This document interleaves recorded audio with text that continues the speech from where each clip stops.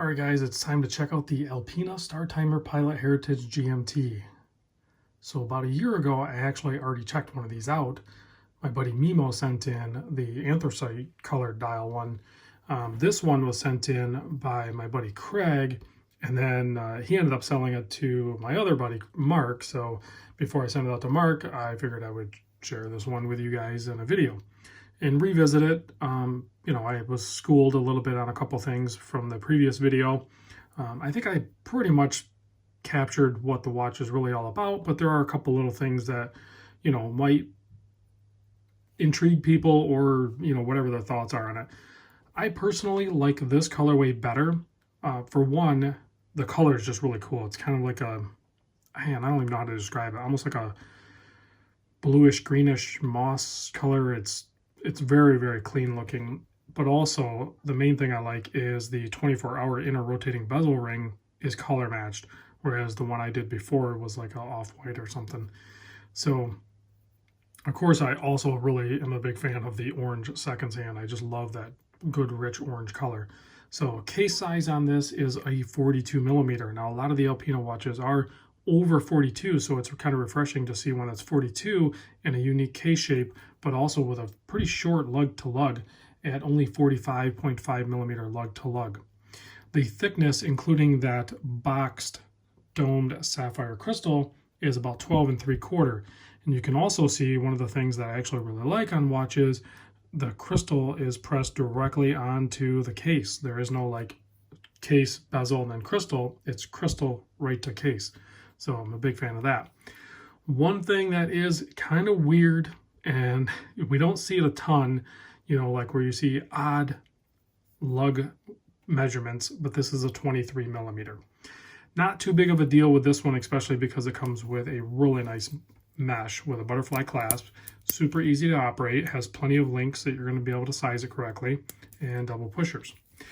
Now, I don't think it was worn really on this mesh though, because I think technically it was, I don't know if it was Craig's or Craig's wife's watch, but I think it was worn on this, which is a Vario single pass elastic type strap. Now this is 24 millimeter, but I'm sure you can stuff it in there and it'll fit really good and hold really good. So that strap on this watch I'm sure is very comfortable. Here's the hang tag with the part number if you want to pause it and look at that. I'll also put it in the description. You can see it's a 10 Atmos watch, and they're calling it a navy ring.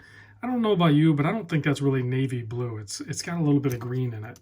And I don't see the retail price on it, but I remember these being like over $1,000. I can't remember. They were kind of pricey, but they're using their movement. They're calling it the AL555. I'm pretty sure that's some sort of Sellita movement that they also modified because it has a jumping local hand. So, and typically when you have like a Sellita or a ETA based GMT movement, this is a non-screw down crown, by the way. So first position is going to wind, but typically what you have is when you pop it out the first position, I went all the way out, it hacks. So when you go to the first position, you're going to be able to adjust the date, and then you would jump the 24-hour.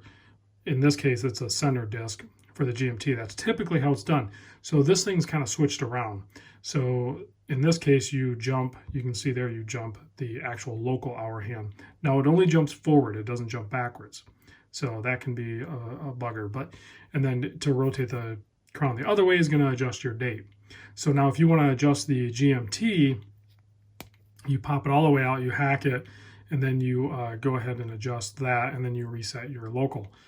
Now the GMT disc, because it's not really a hand, is a little bit short, and it's technically, on a 24-hour rotation. So you have to kind of push it forward and see where you're at on that 24-hour ring.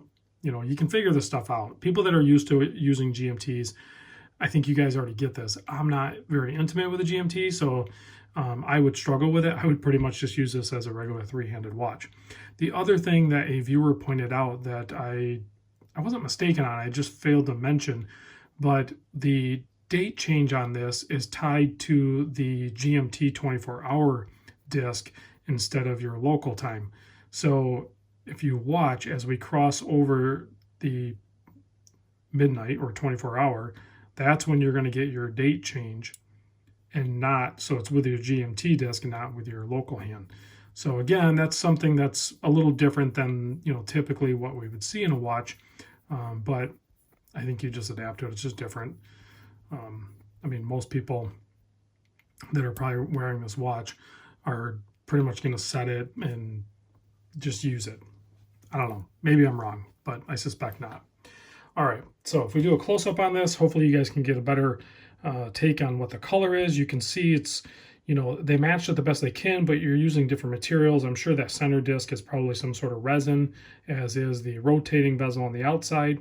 So to get that to match the dial color, the texture is different. The color seems to match. Nice applied indices with a little bit of lume on there. Signed crowns. The inner rotating bezel is a screw down crown. That's to, you know, protect it from moving, not for water resistance. So you can see it's easy to rotate. You set it however you want. Go ahead and push it in and screw her down so it stays where you put it. There's a look at the case back. It is a screw down case back, and it's just kind of laser engraved or something. It has kind of like a mountain range on there and some other information. All right, let me get this thing on wrist so you can check it out. I am wearing my G-Shock Titanium because it's Tuesday, Titanium Tuesday.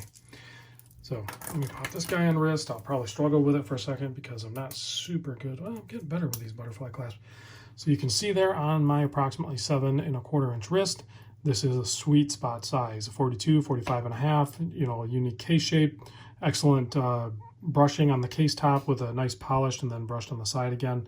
So just a very comfortable, very good looking watch. I'm a huge fan of mesh bracelets, and I think a lot of people, it's more of a hate it or love it type thing for mesh, but if you really like mesh, you're gonna like this. This is a very good, well done mesh bracelet. And then, excuse me, and then the lume, you know what, I'll try to do the lume. I usually do the lume shot at the end here, but I'm going to give it a little bit of a charge because the lume's not super intense on this guy, and I don't feel like moving all of my lume junky toys in the background, and they're basically going to take the show on this. So as you can see, I have more things on my desk. So those are going to kind of shine brighter. Might mess up the focus a little bit too. You can see the lumes there, even to the naked eye. The lume plots around the bezel are actually really well done, and then the lume on the hour and minute hand are a little bit thinner, but they seem to be plenty strong enough and holding their own. So I'm not sure the longevity on it, but there's definitely lume, and it seems to be well applied and a good grade. So, all right, guys, thanks for watching. Big thanks to Craig for sharing this with us, and Mark, I'll get this watch out to you ASAP. See you on the next vid.